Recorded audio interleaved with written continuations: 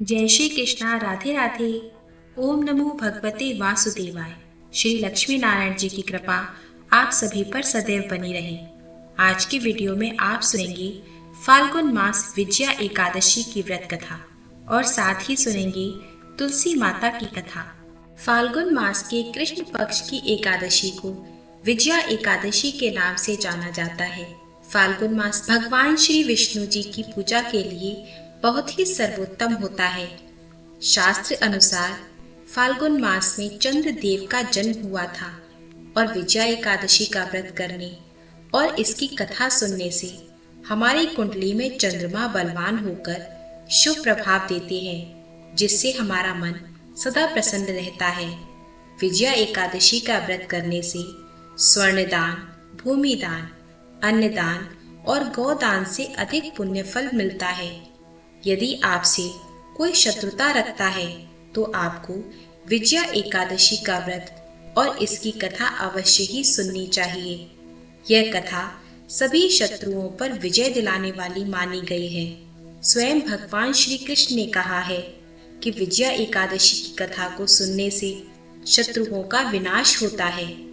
विजया एकादशी के व्रत के प्रभाव से ही प्रभु श्री राम ने लंकापति रावण पर विजय प्राप्त की थी।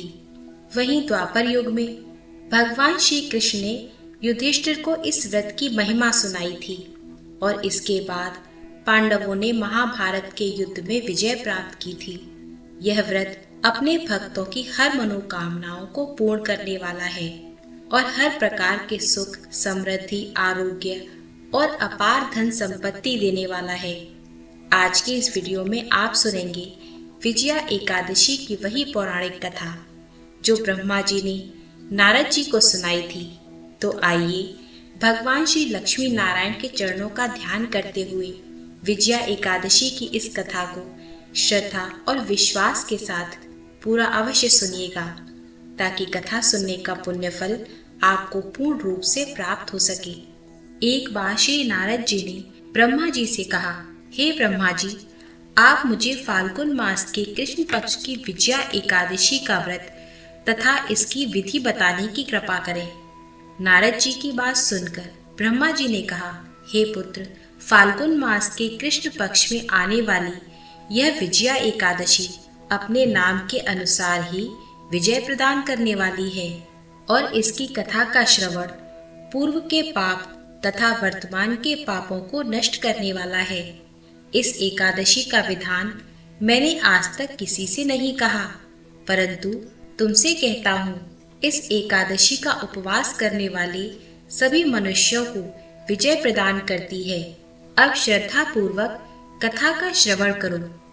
जब श्री राम को 14 वर्ष का वनवास मिला, तब वह भाई लक्ष्मण तथा माता सीता सहित पंचवटी में निवास करने लगे। उस समय महापापी रावण ने माता सीता का हरण कर लिया। इस दुखद घटना से श्री राम जी तथा लक्ष्मण जी अत्यंत दुखी हुए और सीता जी की खोज में वन वन भटकने लगे, जंगल जंगल घूमने लगे। जब वे मरणासन जटायु के पास पहुंचे, जटायु ने उन्हें माता सीता के हरण का वृत्तांत सुनाया और भगवान श्री राम की गोद में ही प्राण त्याग कर स्वर्ग की ओर प्रस्थान किया। कुछ आगे चलने पर श्री राम जी व लक्ष्मण जी की सुग्रीव से मित्रता हुई और श्री राम ने सुग्रीव को माता सीता के हरण की सारी बात बताई। वहीं श्री राम ने सुग्रीव के भाई वाली का वध किया। तब श्री राम भक्त हनुमान जी ने लंका में जाकर माता सीता का पता लगाया और माता सीता से श्री राम जी तथा महाराज सुग्रीव की मित्रता का वर्णन सुनाया। वहां से लौटकर हनुमान जी श्री राम जी के पास आए और अशोक वाटिका का सारा वृत्तांत कह सुनाया। सब हाल जानने के बाद श्री राम जी ने सुग्रीव की सहमति से वानरों और भालुओं की सेना सहित लंका की तरफ प्रस्थान किया। समुद्र के किनारे पहुंचने पर श्री राम जी ने विशाल समुद्र को घड़ियालों से भरा देखकर लक्ष्मण जी से कहा, हे लक्ष्मण, अनेक मगरमच्छों और जीवों से भरे इस विशाल समुद्र को हम कैसे पार कर पाएंगे। तब प्रभु श्री राम की बात सुनकर लक्ष्मण जी ने कहा, भ्राता श्री, आप पुराण पुरुषोत्तम आदि पुरुष हैं, आपसे कुछ भी विलुप्त नहीं है। यहाँ से आधा योजन दूर कुमारी द्वीप में वक्तालव्य मुनि रहते हैं। उन्होंने अनेक ब्रह्मा देखे हैं। आप उनके पास जाकर इसका कोई उपाय पूछिए। लक्ष्मण जी के इस प्रकार के वचन सुनकर श्री रामचंद्र जी वक्तालव्य ऋषि के पास गए और उनको प्रणाम करके बैठ गए। मुनि ने भी उनको मनुष्य रूप धारण किए हुए पुराण पुरुषोत्तम समझकर उनसे पूछा, हे राम, आपका आना कैसे हुआ? श्री रामचंद्र जी कहने लगे कि हे ऋषि, मैं अपनी सेना सहित यहाँ आया हूँ और राक्षसों को जीतने के लिए लंका जाना चाहता हूँ। आप कृपा करके मुझे समुद्र पार करने का कोई उपाय बताइए। मैं इसी कारण से आपके पास आया हूँ। वक्तालव्य ऋषि बोले, हे राम, फाल्गुन मास की कृष्ण पक्ष की एकादशी का उत्तम व्रत करने से निश्चय ही आपकी विजय होगी।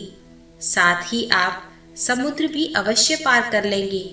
इस व्रत की विधि यह है कि दशमी के दिन से स्वर्ण, चांदी, तांबा या मिट्टी का एक कलश बनाएं। उस कलश को जल से भरकर तथा 5 पल्लव वेदिका पर स्थापित करें। उस कलश के नीचे सतनजा यानी 7 तरह के मिले हुए अनाज और ऊपर जौ रखकर उस पर श्री लक्ष्मी नारायण भगवान की स्वर्ण की मूर्ति स्थापित करें। एकादशी के दिन स्नान आदि से निवृत्त होकर धूप, दीप, नैवेद्य, नारियल आदि से भगवान विष्णु का पूजन करें। इसके पश्चात कलश के सामने बैठकर दिन व्यतीत करें और रात्रि को जागरण करें।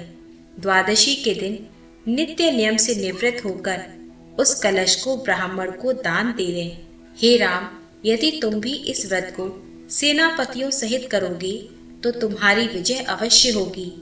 श्री रामचंद्र जी ने ऋषि के कथन अनुसार इस व्रत को किया और इसके प्रभाव से ही रावण पर विजय प्राप्त की। प्रेम से बोलिए, सियावर रामचंद्र की जय। एकादशी माता की जय। अब सुनिए तुलसी माता की कथा। संसार की सृष्टि में हर कोई एक विशेष उद्देश्य से यहाँ आया है। हर तत्व में एक गूढ़ रहस्य छिपा हुआ है। ऐसे ही एक रहस्य से जुड़ी है तुलसी माता की कथा, जो जीवन को भक्ति और शांति से परिपूर्ण करने की शक्ति रखती है। पवित्र और अलौकिक सुगंध से महकती तुलसी की पत्तियां, जो भगवान श्री हरि की प्रियतम है, आज भी भक्तों के हृदय में प्रेम और भक्ति का अलौकिक एहसास उत्पन्न करती हैं। एक दिन नारद मुनि, जो सदैव ज्ञान और भक्ति की खोज में रहते हैं, भगवान श्री कृष्ण के पास पहुँचे। उनके मन में तुलसी माता के अद्वितीय महत्व को जानने की तीव्र इच्छा थी। उन्होंने भगवान से पूछा, हे प्रभु, हम जानते हैं कि तुलसी माता आपको अत्यंत प्रिय है, लेकिन उनके जन्म और उनके अद्भुत महत्व के बारे में हमें अधिक जानने की उत्सुकता है। तब भगवान श्री कृष्ण अपने रूप में मुस्कुराते हुए नारद मुनि की जिज्ञासा को समझते हैं और उन्हें तुलसी माता की कथा सुनाने का निर्णय लेते हैं। उनका हृदय प्रेम और ज्ञान से अभिव्यक्त हो उठा और उनके मुख से निकली तुलसी माता की अद्भुत कथा, जो न केवल भक्ति के मार्ग को स्पष्ट करती है, बल्कि संसार में शांति, पवित्रता के संदेश को फैलाने का भी कार्य करती है। प्राचीन समय की बात है, जब धरती पर राक्षसों का अत्याचार और पाप बढ़ चुका था, देवताओं का क्षय हो रहा था और संसार में अंधकार फैल गया था। उस समय भगवान श्री विष्णु ने मनुष्य की शांति और पुण्य की प्राप्ति के लिए एक अद्वितीय साधना का मार्ग बताया। वो साधना थी तुलसी की पूजा। तुलसी का जन्म एक अद्भुत घटना से हुआ था। एक बार जब भगवान श्री विष्णु अपने भाग्यशाली निवास स्थल क्षीर सागर में योग निद्रा में लीन थे, एक अत्यंत पुण्यशाली ब्राह्मणी, जिसका नाम विष्णुपदी था, अपने पति के साथ एक छोटे से वन में निवास किया करती थी। वह भगवान श्री विष्णु की भक्ति में पूर्ण रूप से लीन थी और रोज अपनी पूजा में श्रद्धा से तुलसी के पत्तों का इस्तेमाल किया करती थी। विष्णुपदी के हृदय में सच्ची भक्ति और समर्पण था। पर एक दिन जब वह पूजा करने गई तो उसने देखा कि एक राक्षस ने उसके तुलसी के पौधे को नष्ट कर दिया था। वह अत्यधिक दुखी हुई और भगवान श्री विष्णु से प्रार्थना करने लगी, हे प्रभु, मैं हर दिन आपकी भक्ति करती हूँ, लेकिन इस राक्षस के कारण मेरे पूजन का उद्देश्य विफल हो गया। प्रभु, कृपया मुझे इस कष्ट से उबारें। भगवान श्री विष्णु ने अपनी निद्रा से उठकर उसकी प्रार्थना सुनी और उसे वरदान दिया कि हे भक्तिन, तुम्हारी भक्ति को कभी कोई नष्ट नहीं कर सकता। तुम्हारी पूजा के कारण तुम पवित्र हो और तुम्हारी इच्छाओं को मैं पूरा करूंगा। तुम्हें शीघ्र ही एक ऐसी कन्या प्राप्त होगी जो मेरे प्रति तुम्हारी भक्ति का प्रतीक होगी। वह कन्या तुलसी के रूप में उत्पन्न होगी और इस पृथ्वी पर सबसे पूज्य होगी। भगवान की कृपा से कुछ समय के बाद विष्णुपति ने एक दिव्य कन्या को जन्म दिया। वह कन्या इतनी सुंदर और तेजस्वी थी कि उसकी आभा से चारों ओर प्रकाश फैल गया। भगवान श्री विष्णु ने उसे अपनी कृपा से तुलसी नाम दिया, क्योंकि वह तुलसी के पौधे की तरह शुद्ध, पवित्र और समर्पित थी। तुलसी के रूप में भगवान की भक्ति विहीन शक्ति धरती पर अवतरित हुई थी।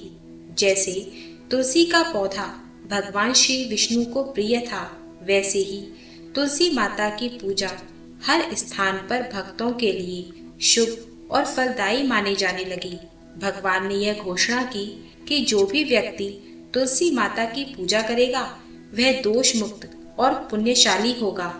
यहाँ से ही माता तुलसी की महिमा और महत्व को जाना गया। आज भी तुलसी माता का पूजन हर घर में भगवान श्री विष्णु के साथ साथ उनके आशीर्वाद को प्राप्त करने का सबसे प्रभावशाली तरीका माना जाता है। उनकी पूजा से जीवन में सुख, शांति, समृद्धि और दिव्य आशीर्वाद का वास होता है।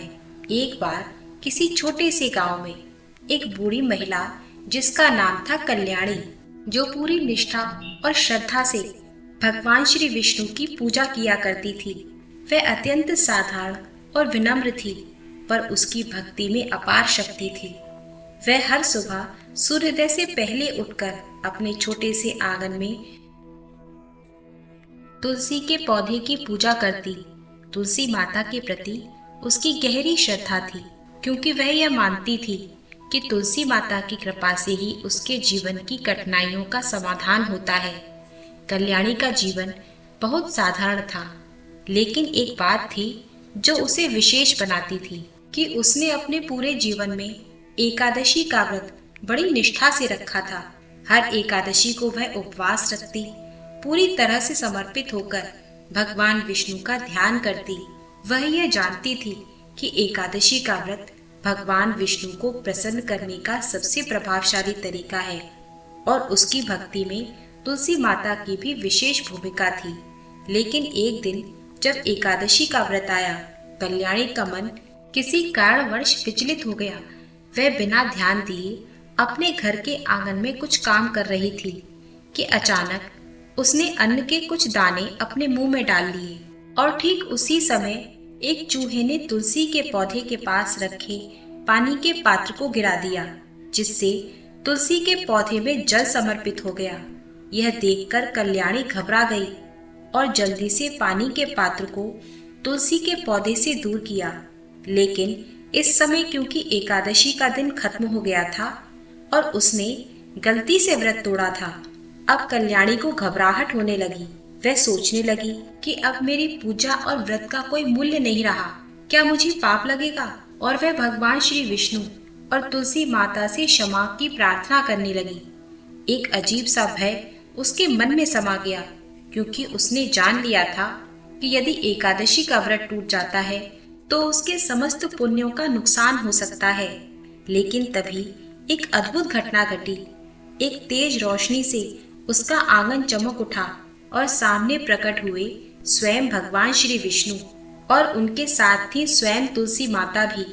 भगवान श्री विष्णु ने उसकी चिंता दूर करते हुए कहा, कल्याणी, तुम्हारे मन की श्रद्धा और भक्ति में कभी कोई कमी नहीं आई। तुम्हारे हृदय में सच्चे प्रेम और समर्पण का भाव है, इसलिए तुम्हारे व्रत का कोई नुकसान नहीं होगा। तुलसी माता ने भी हंसते हुए कल्याणी से कहा कि तुमने जिस तरह से मुझे पूजा, उसी तरह से भगवान श्री विष्णु की भक्ति तुम्हारे जीवन का एक अटूट हिस्सा है। एक साधारण गलती से तुम्हें कोई पाप नहीं लगेगा, क्योंकि तुम्हारा मन शुद्ध और निष्ठावान है। तब भगवान ने उसके सामने एक विशेष अवसर रखा। उन्होंने कहा, तुम्हें इस घटना से एक शिक्षा प्राप्त होनी चाहिए। तुम्हारी भक्ति में कोई कमी ना हो, लेकिन कभी कभी परिस्थितियां हमारे नियंत्रण से बाहर हो जाती हैं। मैं चाहता हूँ कि अब तुम और अधिक समर्पण के साथ मुझे नमन करो, ताकि तुम्हारा जीवन सच्चे भक्तों जैसा हो जाए। उस दिन के बाद से कल्याणी की भक्ति में एक नया जोश और उत्साह था। उसने तुलसी के पौधे के पास एक छोटा सा मंदिर भी बना दिया, जहाँ वह हर दिन सुबह और शाम पूजा किया करती, दीप जलाया करती।